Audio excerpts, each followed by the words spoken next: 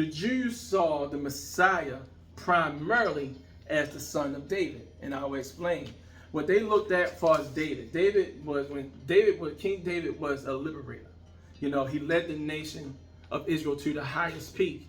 So they thought Jesus was going to do the same exact thing. Though they're going to be just like another David. And also they knew that the Messiah was going to come through the bloodline of King David, thinking that he's going to be a warrior and he's going to bring the world to peace. So also remember, what they was waiting for, the Jewish community, the Jews, had suffered badly, greatly throughout the centuries. And so the concept of the Messiah, again, deteriorated, but it deteriorated into anger.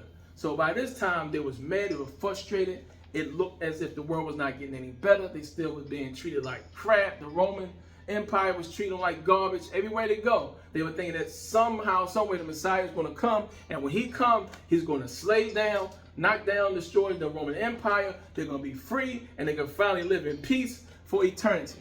That's what they was expecting. And so they saw everyone else as Gentiles, as subject to the Messiah's judgment.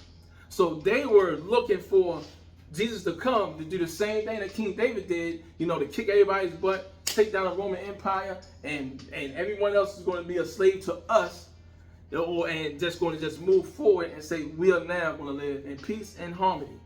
So this, of course, created several things regarding the Jews. One thing that had related to the Jews, that with this concept that they were actually blind to their own sinful ways and their personal need for salvation. So they were just looking at everyone else being dirty, being filthy, not being a child of God like they were. And so when they were looking off and dismissing everyone else, they just completely just overlooked their sinful ways. Another thing, the Jews saw salvation as a matter of, I would say, inheritance, a national inheritance, that it was their right, to have, and all their rituals belonged to them. It only belonged to them, it was their right. So this created for the Jewish community entitlement. In many ways, it's still like that today. They're thinking that everything is supposed to be given to them, they're supposed to be free, So during that time, it was set up, and in their mindset, with what they was expecting salvation and what they was expecting Jesus to be, it created an entitlement spirit. So John had to come and cut through all those errors, cut through all that situation, and the way how he had to cut through with it, he had to deal with it. He dealt with it. He didn't sidestep it. He didn't talk over it. He didn't talk past it. He actually answered the questions when the people came to him asking him. So he did not hide. So he asked them and he taught them and started to prepare the way for the Lord. Had to set things right and realize and set them up and let them know that salvation is a personal matter. It is a spiritual matter of the heart and of the life. And he had to share that with them. And a person had to personally want to be forgiven of their sins, then repent and be baptized if they wish to be saved. So this is what John the Baptist had to come and do.